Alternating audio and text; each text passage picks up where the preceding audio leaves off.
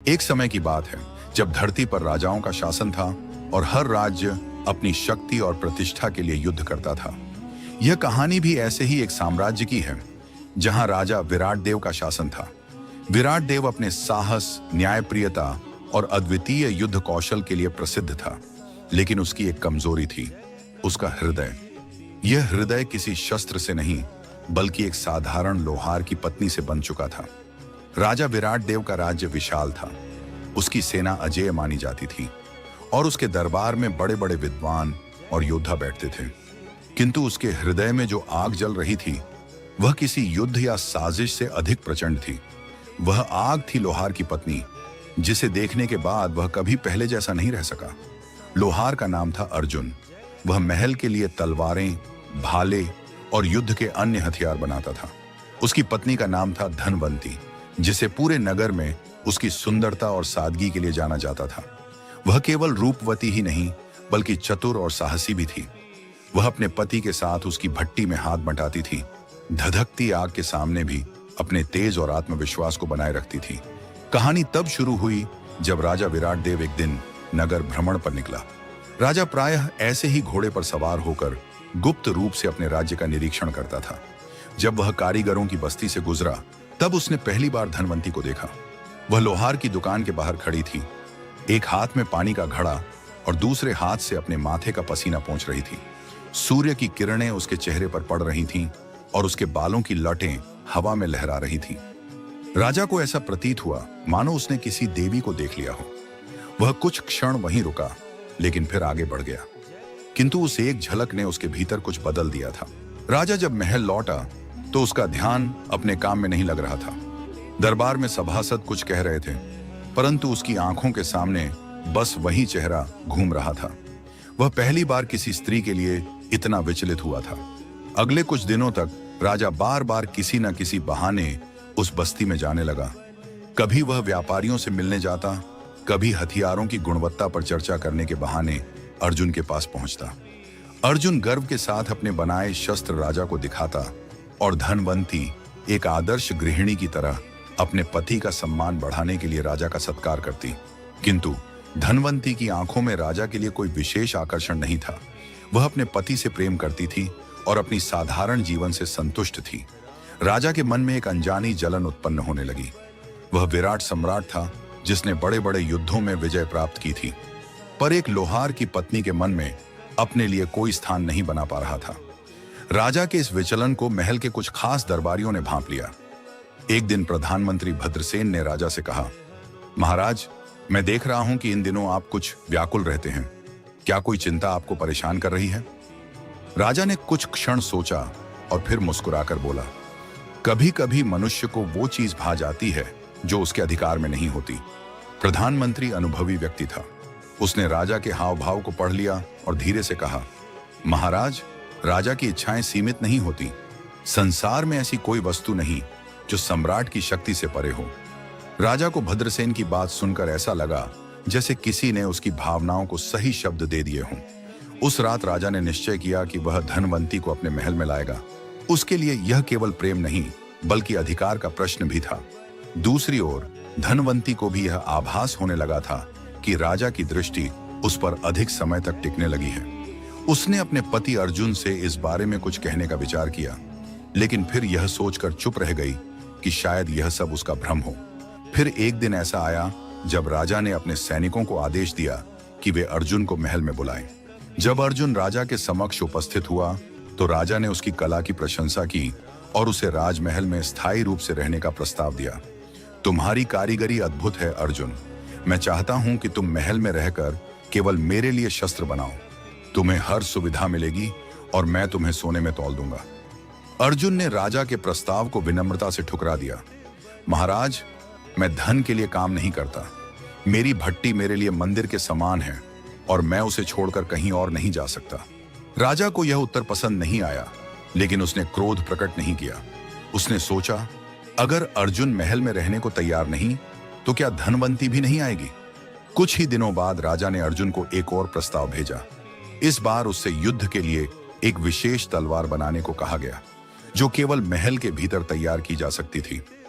अर्जुन ने राजा के आदेश को टालना उचित नहीं समझा और वह महल चला गया। इधर धनवंती अपने घर में अकेली थी।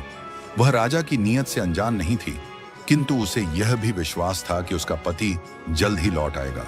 लेकिन जब 1 सप्ताह बीत गया और अर्जुन नहीं लौटा तो उसका मन व्याकुल होने लगा। उसे यह समझते देर न लगी कि राजा ने उसे अकेला करने के लिए ही अर्जुन को महल में बुलाया है। अब सवाल यह था कि वह क्या करे। इधर महल में अर्जुन को बहला फुसलाकर रोकने के लिए तरह तरह के प्रयास किए जा रहे थे। कभी कहा जाता कि तलवार में कोई कमी रह गई, तो कभी कोई नया आदेश दिया जाता। अर्जुन को धीरे धीरे लगने लगा कि उसे वहां जानबूझकर रोका जा रहा है। वहीं धनवंती ने एक रात अपने पति को बचाने का निश्चय किया। वह जानती थी कि राजा से टकराने का मतलब मृत्यु है, लेकिन उसे इससे कोई भय नहीं था। एक लोहार की पत्नी होकर भी उसमें वह साहस था जो बड़े बड़े योद्धाओं में नहीं होता। उस रात वह एक भेष बदलकर महल की ओर निकल पड़ी। उसे नहीं पता था कि आगे क्या होगा, लेकिन इतना निश्चित था कि वह अपने पति को किसी भी कीमत पर वापस लाएगी, चाहे इसके लिए उसे राजा का सामना ही क्यों न करना पड़े। महल की ऊंची दीवारें उसकी राह में खड़ी थीं, किंतु उसका संकल्प इन दीवारों से अधिक मजबूत था। उसे अंदेशा नहीं था कि इस रात के बाद उसका जीवन हमेशा के लिए बदलने वाला है। नवंती के कदम महल की ओर बढ़ रहे थे, लेकिन उसका मन तूफान से घिरा हुआ था।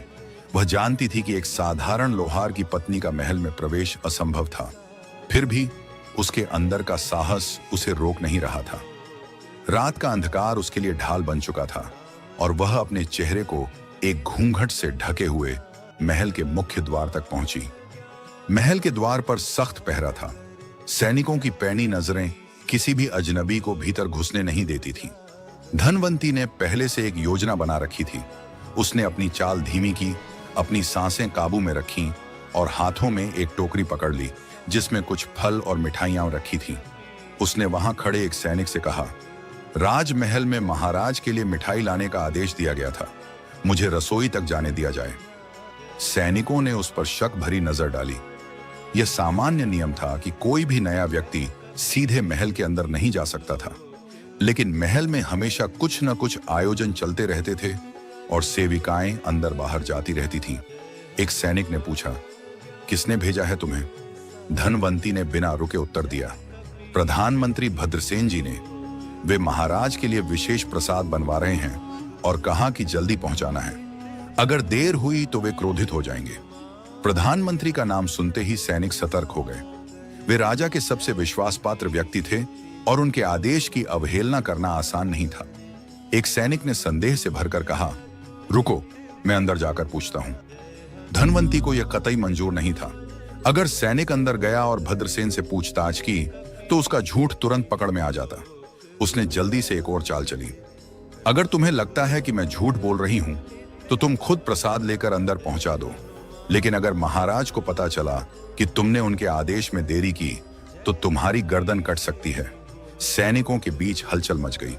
उन्होंने सोचा कि कहीं यह सच तो नहीं। वे आपस में फुसफुसाए और अंततः एक ने कहा, ठीक है, लेकिन तुम केवल रसोई तक जाओगी, वहां से आगे बढ़ने की अनुमति नहीं है। धनवंती का पहला कदम महल के भीतर पड़ चुका था। महल के अंदर एक नई दुनिया थी।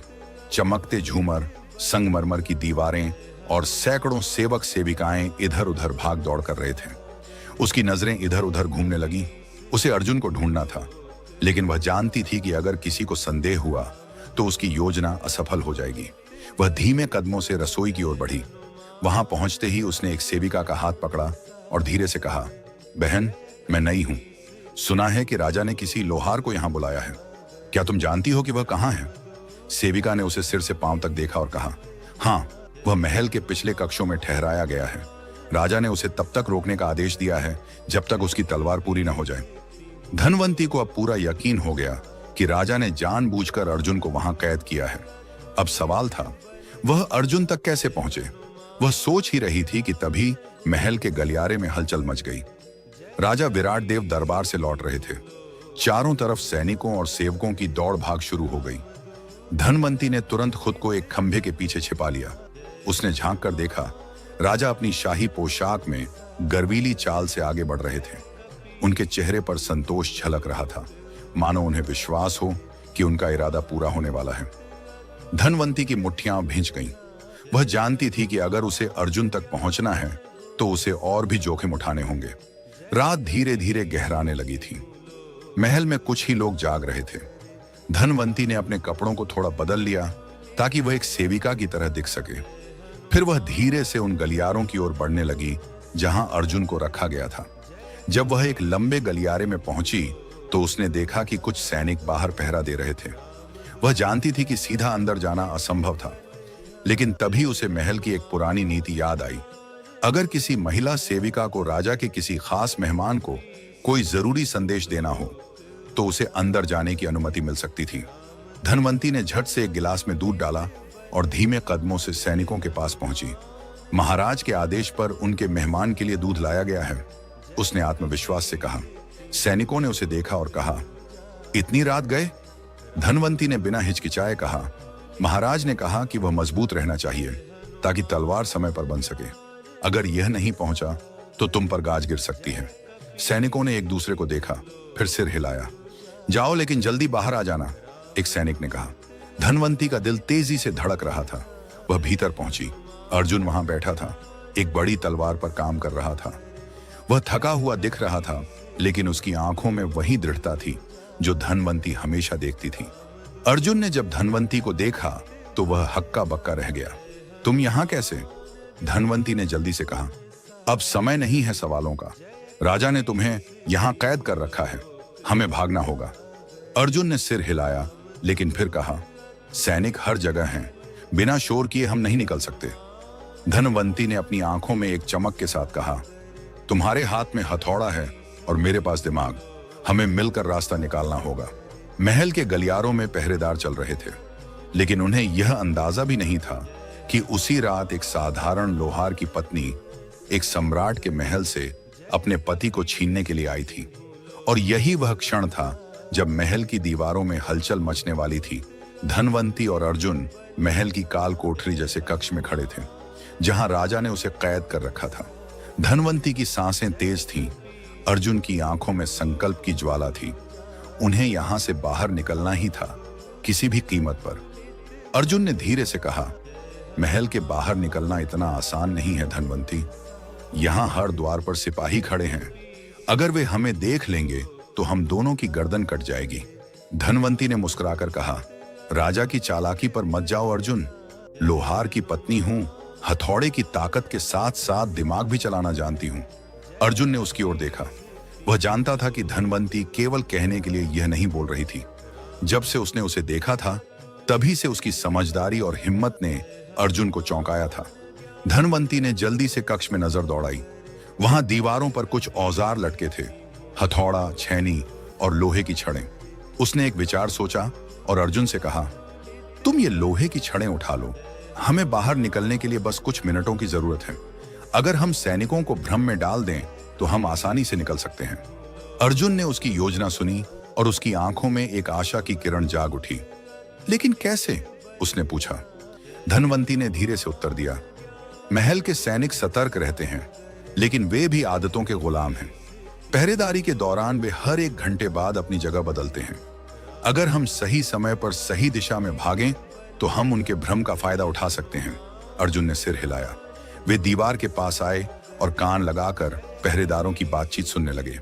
बाहर दो सैनिक खड़े थे जो आपस में बात कर रहे थे। सुना है महाराज कल नई तलवार देखने आएंगे, कहते हैं कि इस बार की तलवार सबसे मजबूत होगी। हाँ, लेकिन इस लोहार को ज्यादा छूट देना ठीक नहीं। मैंने देखा है, इसकी आंखों में अजीब सी जिद है।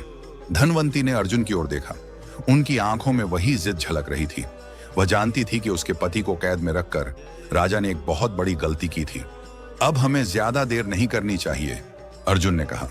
धनवंती ने धीरे से दरवाजे के नीचे से एक पतली लोहे की छड़ निकाली और कुंडी में डालकर उसे घुमाने लगी। कुछ ही सेकंड में ताले में हलचल हुई और उसने एक छोटी सी आवाज के साथ खुलने का संकेत दिया। तुमने यह कहां सीखा? अर्जुन ने आश्चर्य से पूछा। धनवंती मुस्कुराई। लोहार की पत्नी हूं, सिर्फ चूल्हे में रोटियां नहीं सेंकी, तुम्हारे साथ औजारों का भी खेल सीखा है। दरवाजा हल्के से खुला, लेकिन बाहर दो पहरेदार खड़े थे। बिना लड़े आगे बढ़ना संभव नहीं था। धनवंती ने अर्जुन को इशारा किया और धीरे से दीवार के पीछे छिप गई।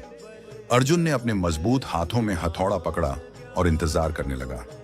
जैसे ही पहरेदारों की बातचीत खत्म हुई और उनमें से एक दरवाजे की ओर बढ़ा, धनवंती ने पास की एक मिट्टी की हांडी जमीन पर गिरा दी। आवाज कहां से आई? पहरेदार चौंका। दूसरा पहरेदार आगे बढ़ा और जैसे ही उसने भीतर झांका, अर्जुन ने तेजी से वार किया। पहले ही झटके में वह अचेत होकर गिर गया। दूसरे पहरेदार ने मुड़कर कुछ बोलने की कोशिश की, लेकिन धनवंती ने पहले ही उसके मुंह पर कपड़ा लपेट दिया और अर्जुन ने उसे भी बेहोश कर दिया। अब देर नहीं करनी चाहिए, धनवंती ने फुसफुसाकर कहा। वे दोनों गलियारे से आगे बढ़े।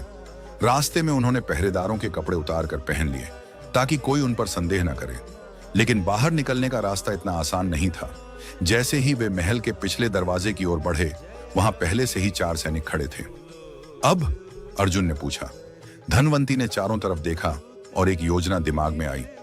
महल के पिछले हिस्से में शाही अस्तबल था, जहां राजा के घोड़े रखे जाते थे। अगर वे वहां पहुंच जाते तो भाग निकलना आसान हो सकता था। वे दोनों धीमे कदमों से घुड़साल की ओर बढ़े, लेकिन तभी, रुको, तुम कौन हो? एक सैनिक ने उन्हें रोक लिया। धनवंती ने झट से सिर झुका लिया और गहरी आवाज में कहा, महाराज के नए आदेश के अनुसार घोड़ों की देखभाल करने आए हैं। सैनिक कुछ सोचता इससे पहले ही अर्जुन ने उसकी गर्दन पर वार किया और वह बेहोश होकर गिर गया। अब उनके पास ज्यादा समय नहीं था। अर्जुन ने जल्दी से 2 घोड़ों को खोला और दोनों उन पर सवार हो गए। धनवंती ने अर्जुन की ओर देखा। अब भागने का समय आ गया है। अर्जुन ने लगाम खींची और घोड़े बिजली की गति से महल के दरवाजे की ओर दौड़ पड़े। लेकिन तभी महल में शोर मच गया। भाग रहे हैं, पकड़ो इन्हें! सैनिकों की आवाजें हवा में गूंज उठी। मशालें जल उठी। महल के मुख्य द्वार पर चारों तरफ पहरा लगा दिया गया। धनवंती और अर्जुन के लिए अब यह जीवन और मृत्यु का प्रश्न था। अगर हम बाहर नहीं निकले तो राजा हमें जिंदा नहीं छोड़ेगा, धनवंती ने कहा। अर्जुन ने दांत भींचे और घोड़े को पूरी ताकत से भगाया। महल के सैनिक उनके पीछे थे, लेकिन उन्होंने एक चीज नहीं सोची थी। अंधेरे में भागते हुए घोड़े की गति को रोकना असंभव था। अर्जुन और धनवंती ने महल के पीछे वाले जंगल की ओर घोड़ों को मोड़ा, लेकिन राजा को इस बारे में सूचना मिल चुकी थी। किसी भी हालत में उन्हें जिंदा मत छोड़ो। राजा विराट देव गरज उठा और इसी के साथ शुरू हुई अर्जुन और धनवंती की सबसे खतरनाक दौड़, जीवन और मृत्यु के बीच की एक आखिरी लड़ाई। जंगल घने अंधकार में डूबा हुआ था। घोड़ों के टापों की आवाज इस सन्नाटे को चीरती हुई गूंज रही थी।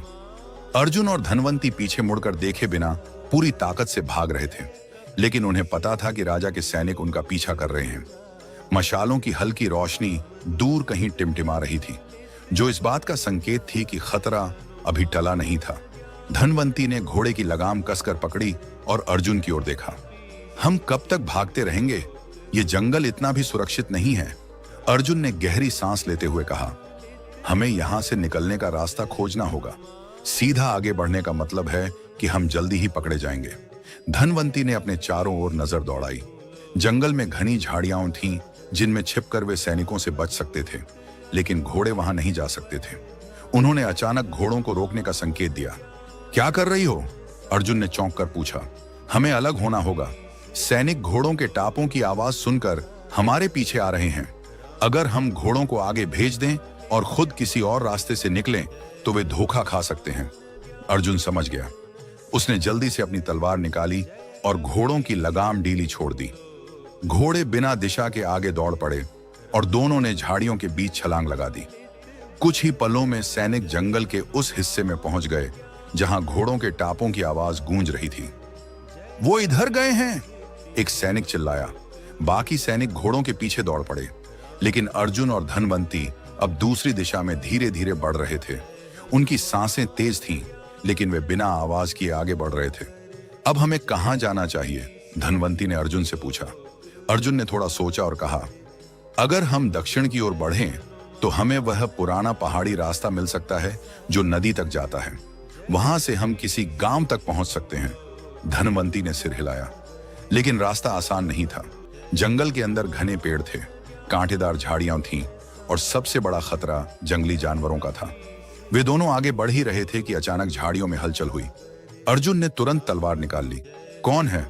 उसने फुसफुसाकर पूछा। धनवंती ने भी अपना हाथ एक पत्थर पर कस लिया, लेकिन जब झाड़ियों से आवाज आई तो वे दोनों चौंक गए। वहां एक बूढ़ा आदमी खड़ा था। उसकी आंखें गहरी और गंभीर थीं, कपड़े फटे हुए थे और वह एक लकड़ी के सहारे चल रहा था। तुम कौन हो? अर्जुन ने सावधानी से पूछा।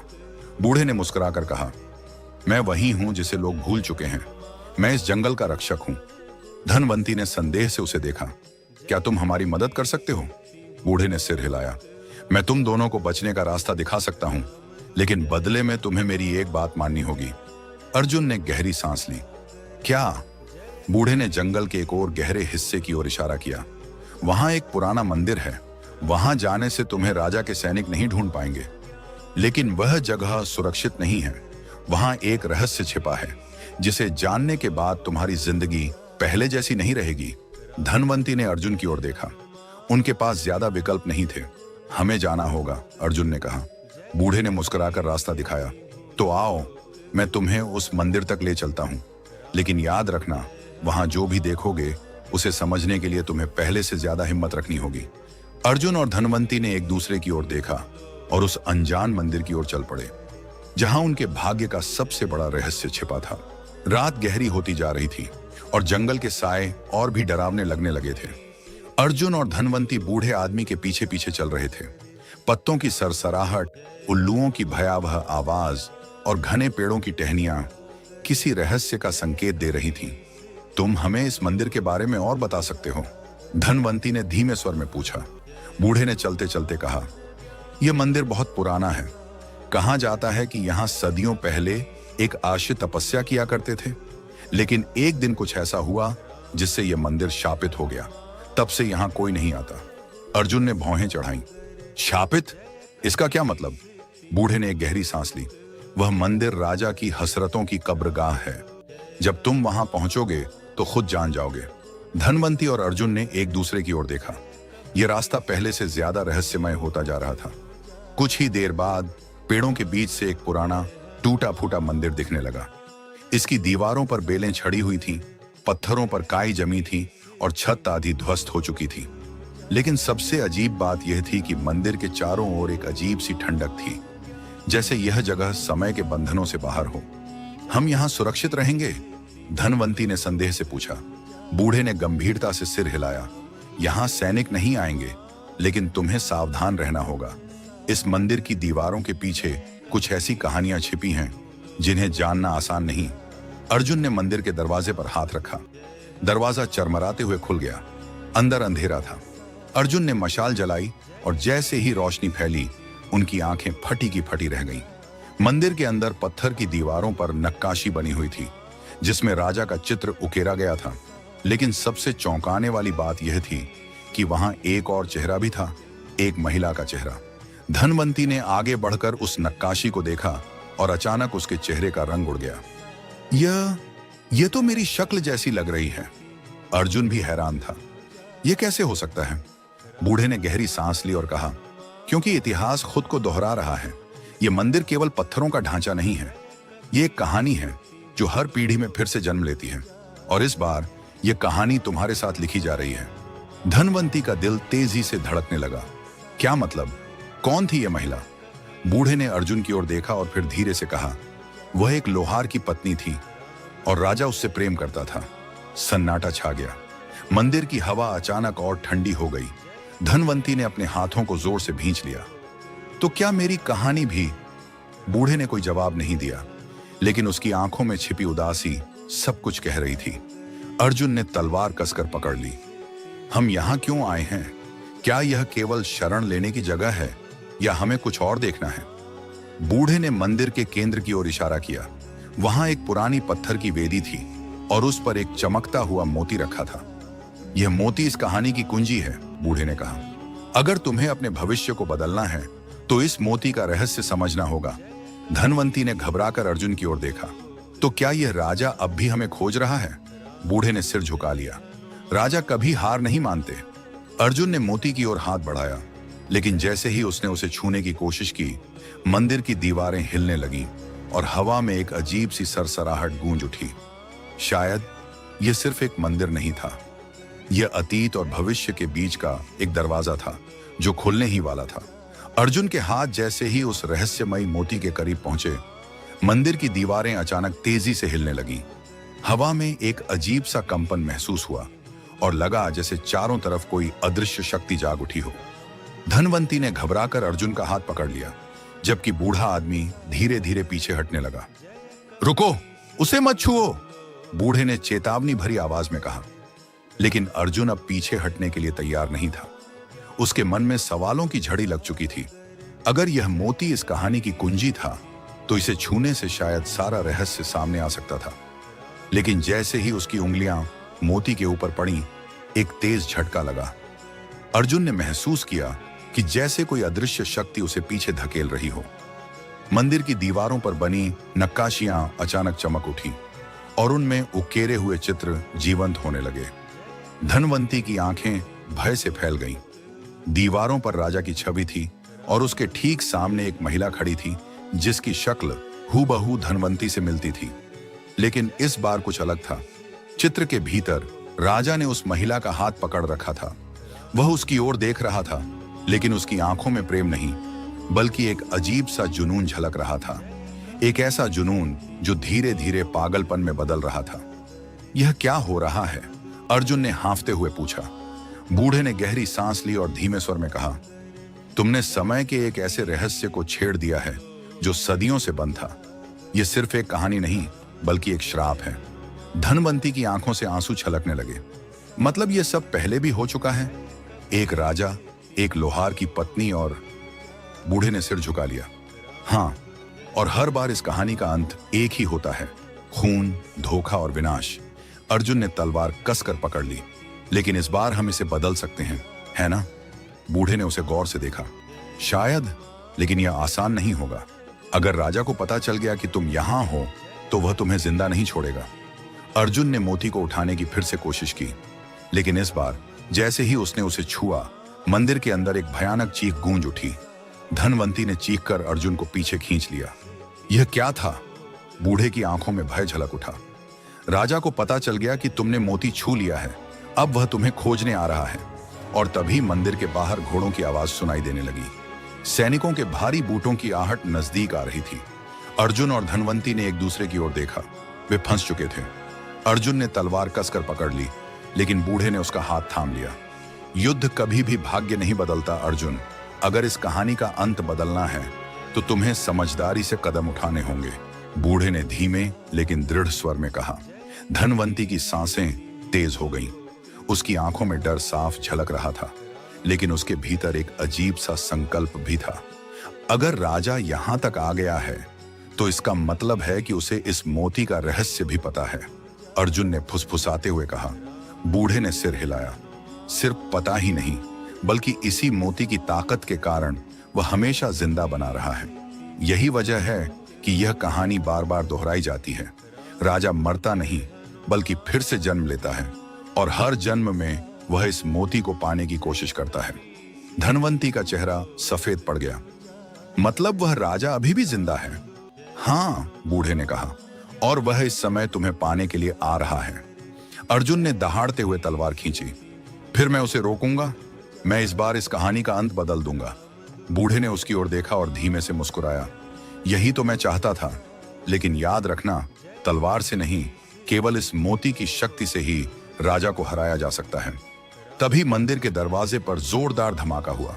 सैनिकों ने दरवाजा तोड़ दिया था और उनके पीछे एक लंबा, काले वस्त्रों में लिपटा हुआ व्यक्ति खड़ा था। उसकी आंखें जलती हुई अंगारों की तरह चमक रही थी।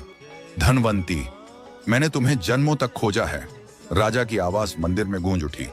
धनवंती कांप उठी, लेकिन इस बार उसने खुद को संभाल लिया। मैं तुम्हारी कोई मिल्कियत नहीं हूं राजा। इस बार यह कहानी तुम्हारी नहीं होगी। राजा जोर से हंसा। यह कहानी मेरी थी, मेरी है और हमेशा मेरी रहेगी। लेकिन तभी अर्जुन ने झपट कर मोती उठा लिया। जैसे ही उसने उसे अपनी मुट्ठी में भींचा, मंदिर में गहरा कंपन होने लगा। राजा की आंखें चौड़ी हो गईं। नहीं, उसे मत छूना। राजा ने चिल्लाकर अर्जुन की ओर छलांग लगाई, लेकिन तब तक बहुत देर हो चुकी थी। मोती से एक तेज सफेद रोशनी निकली, जिसने पूरे मंदिर को रोशनी से भर दिया। राजा चीख उठा और उसका शरीर धुएं में बदलने लगा। यह संभव नहीं है, अर्जुन ने जोर से कहा। इस बार तुम्हारा अंत होगा राजा। इस बार यह श्राप टूटेगा। राजा की चीखें धीमी पड़ने लगीं। उसकी छवि धीरे धीरे मिटने लगी और कुछ ही क्षणों में वह पूरी तरह गायब हो गया। सैनिकों ने घबराकर पीछे हटना शुरू कर दिया। बिना राजा के वे कुछ भी नहीं थे। वे मंदिर से भाग गए। धनवंती ने गहरी सांस ली। क्या क्या यह सच में खत्म हो गया? बूढ़े ने सिर हिलाया। हाँ, राजा इस बार वापस नहीं आएगा। तुमने वह कर दिखाया जो सदियों में कोई नहीं कर सका। यह कहानी अब खत्म हो गई है। अर्जुन ने मोती को देखा और फिर धनवंती की ओर मुस्कुराया। अब यह कहानी हमारी है। धनवंती की आंखों में आंसू थे, लेकिन इस बार वे डर के नहीं बल्कि जीत के थे। मंदिर की दीवारें अब पहले जैसी नहीं थीं। वे अब शांत थीं, जैसे सदियों का एक बोझ उतार दिया गया हो। हवा में अब कोई रहस्य नहीं था, सिर्फ स्वतंत्रता थी। अर्जुन और धनवंती ने एक दूसरे की ओर देखा और मंदिर से बाहर निकल गए। उनकी कहानी अब पूरी हो चुकी थी, लेकिन यह एक नई सुबह की शुरुआत थी।